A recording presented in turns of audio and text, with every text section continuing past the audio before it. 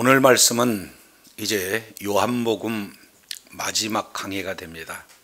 지금까지 요한복음을 시작하면서 오늘 84번째 강해를 이렇게 진행함으로 이제 마무리가 되어져요. 그래서 오늘 이제 이 말씀을 저와 여러분이 잘 깨달아서 정말로 주님의 사명 잘 감당하는 복된 자리에 있어야 될 줄로 믿습니다. 자, 우리가 지난 시간 15, 16, 17절 3절을 통해서 이제 구조가 질문하고 대답하고 또 사명받고 질문, 대답, 사명 이 내용이 각 절마다 이렇게 이루어지는 것을 살펴봤습니다. 그래서 우리 주님께서는 끝까지 예수님을 사랑하시되 그 예수님이 사랑하시는 대상은 바로 제자들이고 그 제자들 가운데 마지막 베드로에게 이렇게 사랑하셔서 이제 예수님을 부인했던 과거의 그 기억 때문에 정말로 그 수치감, 그렇지 않습니까? 그러한 내용들을 우리 주님께서 찾아오셔서 완전한 회복을 시켜주시고 그리고 이제 사명을 감당할 수 있도록 그 사명 감당할 수 있는 그 원리 이 내용들을 이렇게 말씀을 하셔서 이제는 개인적인 베드로에 대한 앞으로의 그런 예언을 말씀을 하시고 동시에 이제 요한에게 주어진 사명과 이게 사명을 감당할 때 또 어떤 내용들이 필요한가 이 부분들을 오늘 본문을 통해서 살펴보고자 합니다. 자, 18절 내용을 보면은 이런 말씀을 하고 있어요. 내가 진실로 진실로 내게 이르노니 내가 젊어서는 띠로 스스로 띠띠고 원한 것으로 다녔거니와 늙어서는 내 팔을 벌리리니 남이 내게 띠띠우고 원하지 않는 곳으로 너를 뭐한다? 데려가리라. 두 가지예요. 지금 하나는 베드로가 젊었을 때의 바로 모습과 그리고 베드로가 늙었을 때의 그런 모습을 비교해서 지금 말씀을 하고 있습니다. 그러면서 18절 내가 진실로 진실로 내게 이르노니 여기는 요한복음에 강조되는 내용입니다. 바로 진실로 진실로라고 하는 이 내용은 요한복음에만 약 25번 기록하고 있는 예수님이 참 진리시다. 그리고 지금부터 말씀하는 이 내용은 뭡니까? 진리의 말씀이 된다. 강조하면서 말씀하고 있는 내용이 자, 네가 젊었을 때는 내가 스스로 띠를 띌 것이다.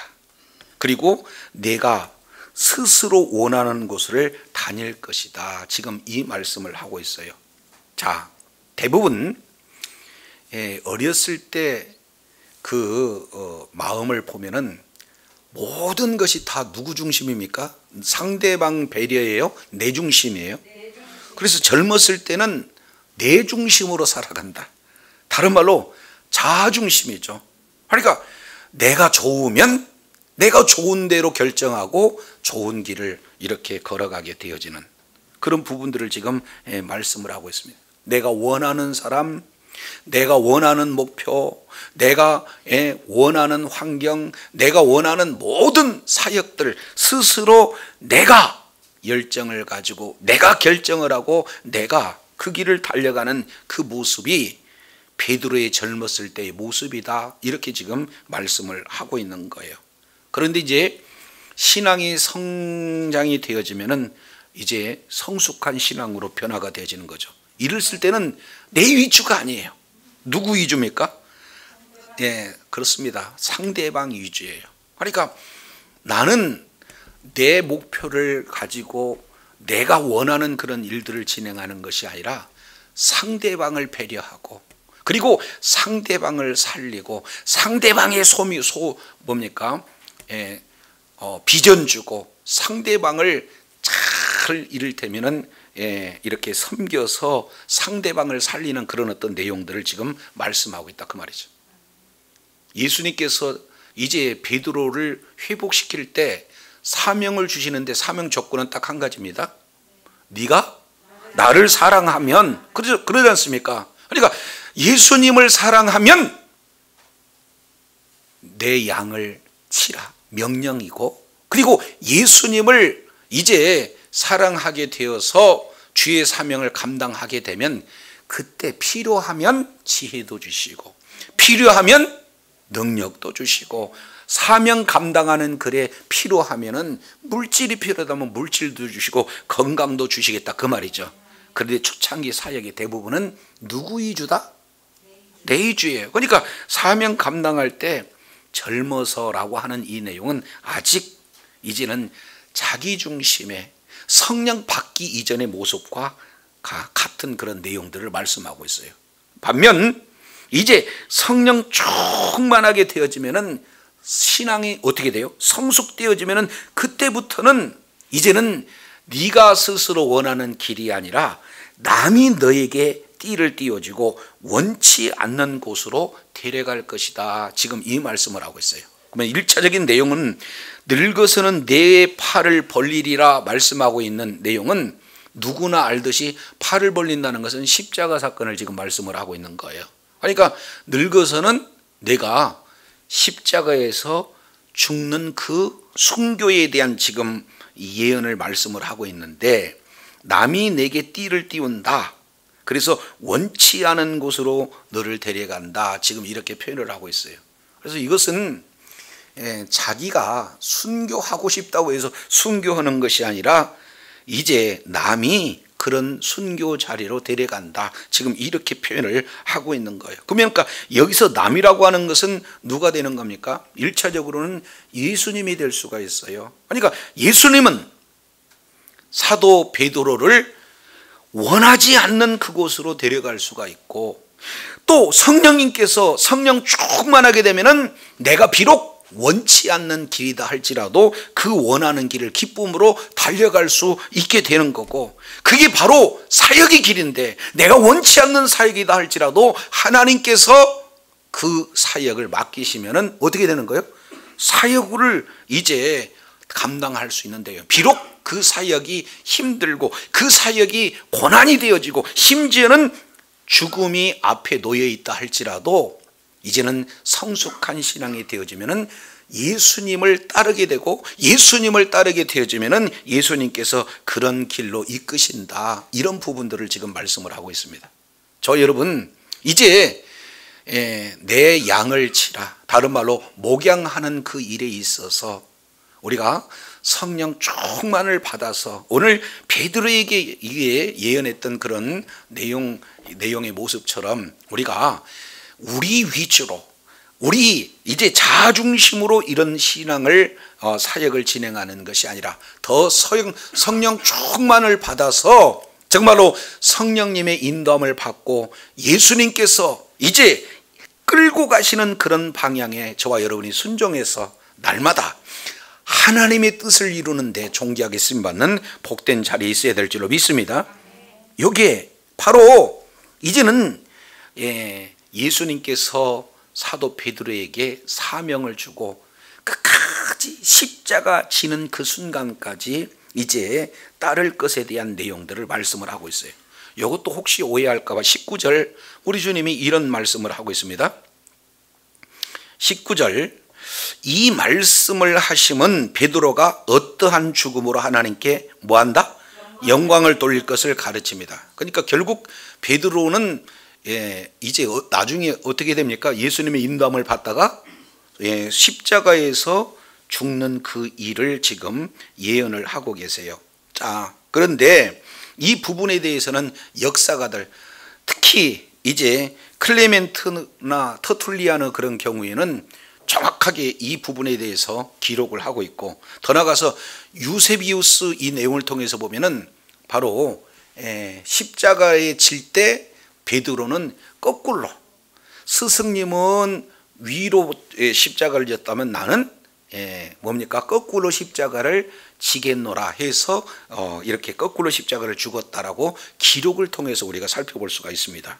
그렇기 때문에 이 요한복음 21장 18절 베드로를 향한, 이제 주님께서 낙심하고 좌절하고 사실은 자기의 그 마음 가운데 여러 가지 말할 수 없는 그런 수치로 이렇게 쌓여 있을 때 우리 주님이 찾아오셔서 사명을 주셨고, 이제 회복한 이후에 사명을 감당할 때 이제 끝까지 주님의 인도함을 받아 십자가의 지기까지 감당했던 자가 바로 베드로예요. 자, 근데 뒤에 이렇게 표현하고 있습니다. 19절 하반절 내용을 보니까 이 말씀을 하시고 베드로에게 이르시되, 뭐라고 말씀하고 있습니까? 나를 따르라. 지금 이 말씀을 하고 있어요. 참 굉장한 표현이죠. 이제 베드로가 내가 스스로 하려고 했던 그때에는 사실은 어떻게 됩니까? 예수님을 배반하는 일까지, 그리고 내가 열정을 가지고 내 힘으로 해보려고 했을 때는 실패와 좌절에 그러한 여러 가지 어려움을 경험을 했잖아요. 근데 이제 나는 할 수 없어요.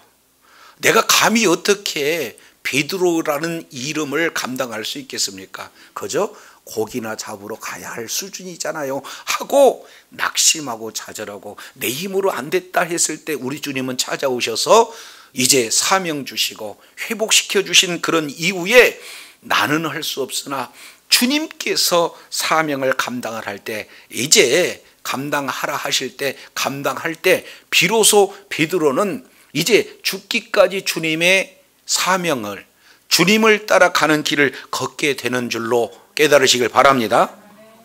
모세도 역시 마찬가지요. 자기가 뭔가 애굽 모든 학문과 그리고 정치, 경제, 사회, 문화 전반적인 모든 내용을 훈련받고 내가 내 동족을, 내 민족을 구원하리라 했을 때 철저하게 쓴맛을 봤잖아요. 그러나 광야 40년 동안 정말로 철저하게 나는 아무것도 할 수 없다라고 했을 때 주님이 찾아오셔서 소명 주시고 사명을 감당할 수 있는 은혜 허락하여 주셔서 주님의 인도함 받을 때 넉넉한 사명을 감당했던 자가 바로 모세인 것처럼 베드로 역시 마찬가지로 내 힘 다 내려놓고 주님의 인도함을 받을 때 비로소 베드로로서 사역을 감당할 수 있는 그런 복된 자리에 있다는 거예요. 그래서 우리 주님이 지금 이렇게 표현을 하고 있어요. 누구를 따르라? 나를 따르라. 나를 따르라. 다시 한번 예수님께서는 낙심하고 좌절했던 베드로를 일으키셔요. 회복시켜 주셔요. 그리고 사명을 주시고 난 다음 한마디도 책망하시지 아니하고 지금 뭐 하고 있습니까? 나를 따르라고 우리 주님께서 새로운, 이를테면 기회를 주고 계시는 것을 볼 수가 있어요. 진정한 제자의 삶을 살아갈 것을 우리 주님이 지금 뭐 하고 있습니까? 말씀을 하고 있는 것을 이렇게 보게 되어져요. 그래서 이제는 제자를 회복시킨 다음에 이제는 권위를 찾게 해주시고 다시 한번 사명을 감당할 수 있는 제자의 삶을 살 것을 나를 따르라. 지금 이 말씀을 하고 계시는 거예요. 자, 근데 참 사람이 바꿔지기 힘든가 봐요. 왜 그러냐면 베드로는 모든 일에 내가 앞장서고 내가 먼저 얘기하고 그리고 상대방하고 비교하는 그런 어떤 습성이 있잖아요. 다른 사람은 다 예수님을 배반한다 할지라도 결코 나는 배반하지 않겠습니다. 아니, 나는 배반하지 않겠습니다. 이렇게 얘기하면 얼마나 좋아요. 근데 다른 사람은 배반한다 할지라도 나는 배반하지 않겠다. 그 얘기는 다른 사람하고 비교하고자 하는 그런 내용들이 있는 거 아니에요? 근데 우리 주님이 찾아오셔서 이렇게 회복시켜 주셨어요. 수제자로서의 권위도 우리 주님께서 다시 한번 세워주셨어요. 그리고 나를 따르라고 새로운 기회도 주셨어요. 그러면 주님의 인도함을 받으면 너무나 좋잖아요. 그런데 20절 내용을 보니까 베드로가 돌이켜 예수께서 사랑하시는 그 제자가 따르는 것을 뭐하니? 보니 그 만찬석에서 예수의 품에 의지하여 주님 파는 자가 누구오니까 묻던 자라. 이에 베드로가 그를 보고 여짜오되 이렇게 표현하고 있습니다. 내용이 뭡니까? 주님, 이 사람은 어떻게 되겠사옵니까? 그러니까 자기에게 주어진 사명을 묵묵히 감당해야 되는데 자기 사명을 감당하면서도 지금 자기 사명의 정확한 목표와 초점이 있는 거예요? 옆에 사람의 사명에 대해서 관심이 있는 거예요? 그러니까 우리는 언제까지나 비교의식이 있어요. 그렇지 않습니까? 어떤 자에게는 하나님께서 이제 베드로 경우에는 이런 순교적 사명을 주는 자도 있고, 그리고 어떤 자에게는 또 다른 각각 걸맞는 사명을 주시잖아요. 그런데 베드로는 이제 여전히 그런 비교의식, 이 내용을 지금 헤어나지 못하는 것을 보게 됩니다. 자, 그러면서 이렇게 얘기해요. 15, 16, 17절에서 이제 질문하고 답변하고 사명을 주는 것처럼 여기 역시 마찬가지로 질문하고 답변하고 사명을 주신 그런 어떤 장면이 소개되고 있어요. 근데 누가 질문했습니까? 이번에는 21절 베드로가 예수님한테 질문을 해요. 예수님, 이 사람은 어떻게 되겠습니까? 이렇게 얘기를 했을 때 주님께서 답변을 해주세요. 22절 뭐라고 답변을 하고 계십니까? 예수께서 이르시되 내가 올 때까지 그를 머물게 하고자 할지라도 내게 무슨 상관이냐? 너는 나를 뭐해라?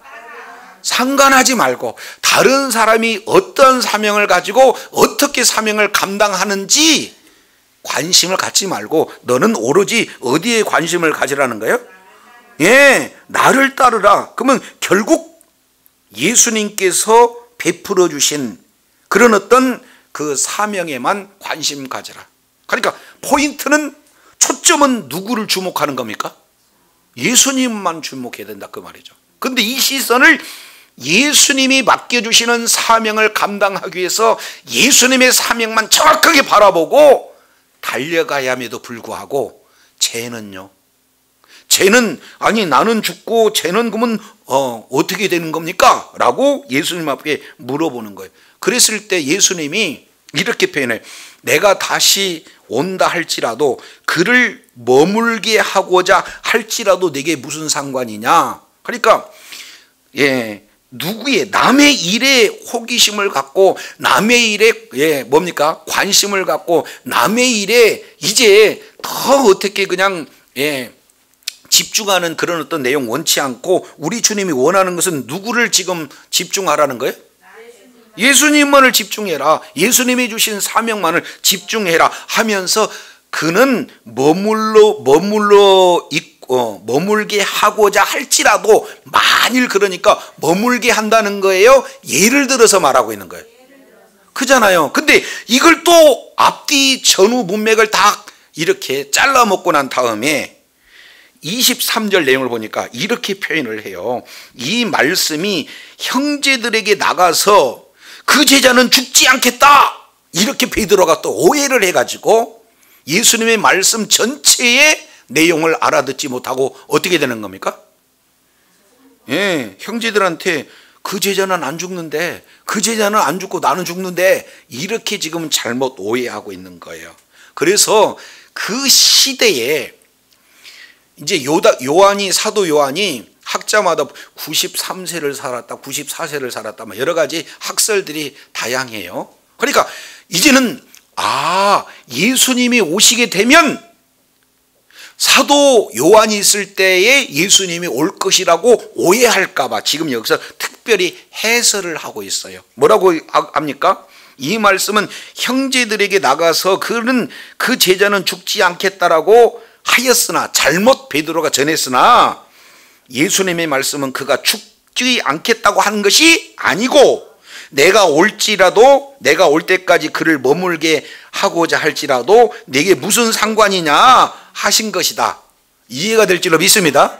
그러니까 오해하면 안 돼. 앞 잘라먹고 뒷 잘라먹고 내가 원하는 메시지만 딱 달랑 이렇게 진행하는 것은 이게 옳지 않아요. 사실 이런 방법들이 이단들의 그런 어떤 내용 아니겠습니까? 그잖아요. 악의적 편집을 하는 그런 기자들도 앞이 다 잘라먹고 이런 내용들을 얘기하는 경우가 얼마나 많이 있어요. 자, 이 내용의 대표적인 내용이 시편 14편 내용을 보면은 이런 말씀을 하고 있어요. 뭐라고 하냐면은 시편 14편, 어리석은 사람은 그 마음에 이르기를 하나님이 없다 하도다. 그러면 요거 본문을 다 읽어야 될 거 아니에요. 근데 성경에 보니까 성경에도 하나님 없다고 하더라. 맞는 얘기입니까? 자기 원하는 것만 편집하는 겁니까? 그러니까 하나님 없다고 하는 게 아니라 어리석은 자의 마음에 말하기를 하나님이 없다라고 얘기한다. 여기까지 다 읽어야 될 거 아니에요. 그렇지 않습니까? 그러니까 성경을 우리가 전체적으로 이제 문맥을 통해서 읽어야 하나님의 의도를 바로 알 수 있는데, 내가 원하는 부분만 꼭 찍어서 진행하면은 지금 이런 하나님의 의도와 상관없는 그런 내용으로 오해될 수 있다는 거죠. 그래서 두 가지입니다. 하나는 이게 내용은 계속해서 머물게 하고자 이제 거하는 겁니다. 그리고 또 하나는 따르고자 함, 이런 부분을 말씀하고, 너는 나를 따르라, 그는 머물게 한다, 뭐 이런 어떤 내용의 두 가지 개념으로 지금 딱 압축해서 잘못 오해하고 있는 거예요. 근데 그것은 사도 바울을 머물게 한다는 것이 아니라, 만일 머물게 한다라고 얘기했다 할지라도 너하고 무슨 관계가 있느냐, 지금 이렇게 말씀을 하고 있다는 것을 저와 여러분 바로 알아야 될 줄로 믿습니다. 그러니까 진짜 주님을 따를 때 가장 주의할 점은 뭡니까? 누구만을 주목하는 거예요? 나에게 주어진 사명만을 주목하고 다른 사람하고 비교하는 이런 내용들은 이제 주의해야 된다는 사실을 정확하게 이렇게 말씀을 하고 있습니다.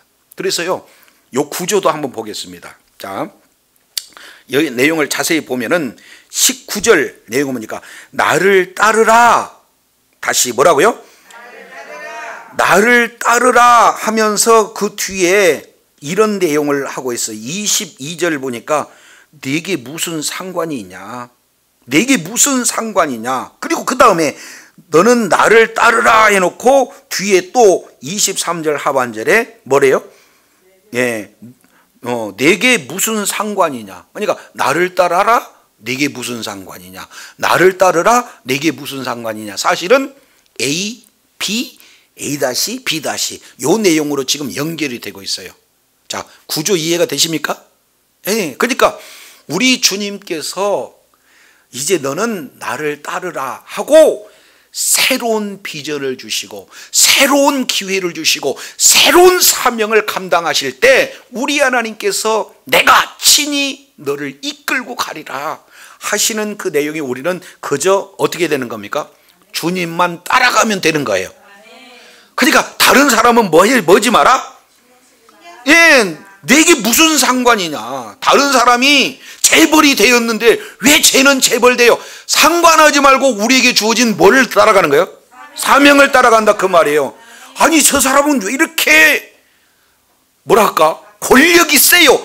상관하지 말고 저와 여러분에게 주어진 뭐를 따라가는 거예요? 사명을 따라가는 것이 우리 주님이 말씀하고 있는 줄로 깨달으길 바랍니다. 아니, 저 사람은 왜 이렇게 전도를 잘해요? 저 사람은 왜 이렇게 목회를 잘해요? 저 사람은 왜 이렇게 사랑이 많아요?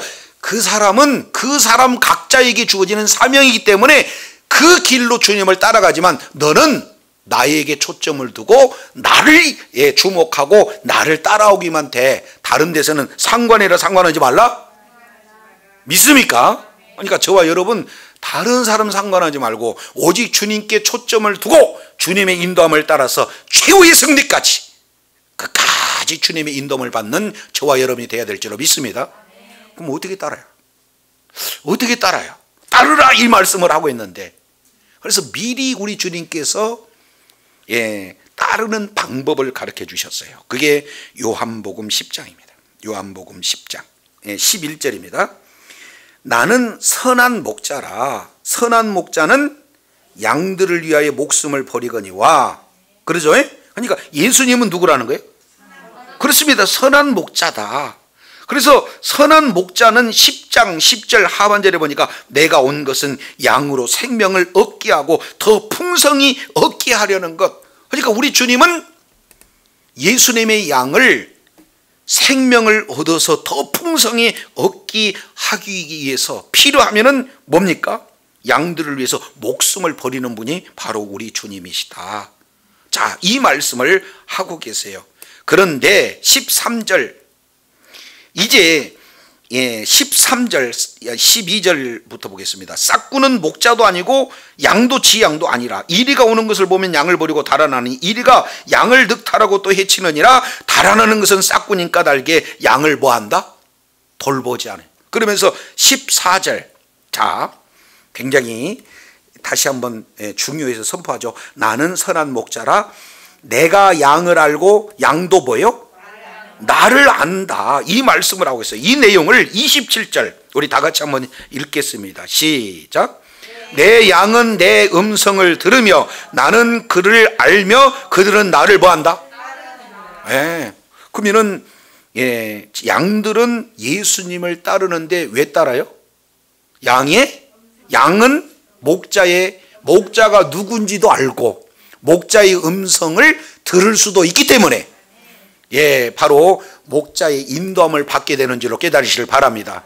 그러니까 우리는 끝까지 예수님 없이는 한 걸음도 못 나가요. 예수님 없이는 열매를 맺을 수도 없어요. 예수님 없이는 사역을 감당할 수가 없다, 그 말이죠. 믿습니까? 그러니까 누구의 인도함을 받아야 되는 거예요? 그래서 예수님의 음성을 듣고 나를 따르라 그러면은 우리는 한 걸음 한 걸음 누구를 따라가는 삶을 사는 거예요? 예수님을 따라 삶을 살게 되어지는 거예요. 이게 이제 요한계시록 14장 내용을 우리가 통해서 보니까 이제는 시온에서 오로지 하나님을 찬양할 그런 어떤 대상들을 몇 가지로 지금 표현을 하고 있는 것을 보게 돼요.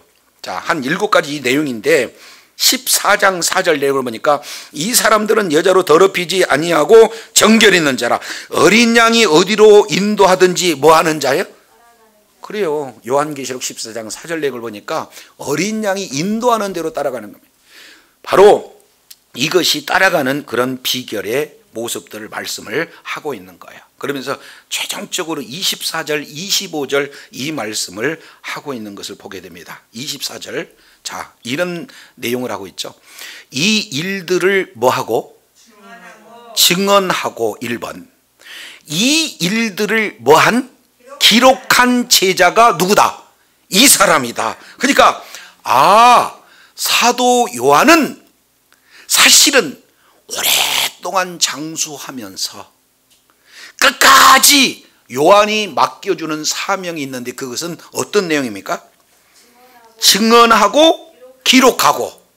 그래서 이 사도 요한을 통해서 이제는 요한복음과 요한 1, 2, 3서와 그 다음에 요한계시록 5권의 신약 성경이 기록되고 있고, 그리고 성경 전체의 결론이라고 하는 요한계시록이 완성된 거예요. 이것이 요한에게 주어지는 사명이다, 그 말이에요.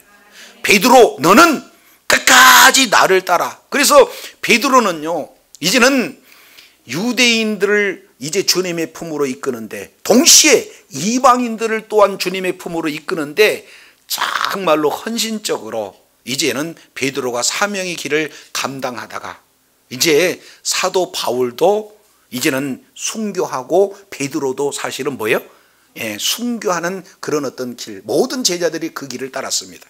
그러나 마지막 이제 사도 요한의 경우에는 끝까지 살아서, 그죠? 뭐 하다가 증인으로 마지막 증인의 삶을 살고, 그리고 어떻게 돼? 모든 내용을 완전히 기록한 그런 어떤 내용입니다. 그래서 베드로에게 주어진 사명이 있고 요한에게 주어진 사명이 있고 각각 저와 여러분에게 주어진 사명이 있는 줄로 깨달으시길 바랍니다. 그래서 주님이 바로 나의 목자시다라고 확실히 믿고 알고 주의 음성을 듣고 계속해서 따라가는 제자의 삶, 그리고 나도 제자가 되어지고 많은 자들을 잘 양육해서 정말로 하나님의 나라의 일꾼으로 기둥처럼 이렇게 쓰임받고 하나님 앞에 존귀하게 쓰임받는 그런 복된 자리에 있어야 될 줄로 믿습니다. 예수님께서 행하시는 일들이 이외에도 많다. 만일 낱낱이 기록한다면 이 세상에라도 기록된 책을 2개 부족할 정도로 어마어마하게 많게 일하신 분이 바로 주님이세요. 그래서 요한복음 전체 내용을 마치며 마지막 예수님의 제자 한 사람 한 사람을 우리 주님께서 택하셔서 세우시고 그리고 부르시고 그렇지 않습니까? 그래서 마지막 교회에 아주 그냥 초석이 되고 바로 교회를 세울 수 있는 그런 기둥, 갈라디아서 2장 9절 내용을 보니까 베드로, 야고보, 요한 기둥과 같은 그런 존재로 우리 하나님이 귀하게 쓰신 것을 보게 됩니다. 그래서 각자 우리 하나님께서 주신 사명들이 있는데 이제는 주의 사명을 잘 감당할 때 각자 맡겨주신 양무리를 잘 어떻게 되는 거예요? 먹이고 치고 먹이는 그런 어떤 사명들을 감당하면서 어떤 얘기는 순교로 또 어떤 얘기는 뭡니까? 증인과 기록자로 각각 주어지는 사명을 우리가 감당할 때에 주님의 인도함을 받아 마지막 요한계시록 14장 4절 내용처럼 어린 양이 어디로 가든지 인도한 대로 끝까지 따라서 천국에 입성하고 늘 주님과 동행하고 면 얼굴과 얼굴로 맞대면서 주님과 영원토록 사랑 그런 놀라운 비전의 그런 승리자가 되기를 원합니다. 그리고 주님 오시길 그때까지 이미 임한 하나님 나라에서 내가 이 복음을 이제 받아들여 복음을 믿음으로 이제는 바로 예수님의 제자가 되어질 뿐만 아니라 많은 자들을 또 제자로 양육하는데 끝까지 쓰임받아서 이미 임한 하나님 나라에서 우리 하나님이 동행해 주시는 그런 주의 사랑하는 능력의 자녀들, 축복의 자녀들이 다 되어 하나님의 마음을 흐뭇하게 하고 하나님께 사랑받고 예수님께 사랑받는 주의 사랑하는 자녀들이 다 되시기를 예수 이름으로 축원합니다. 기도하겠습니다.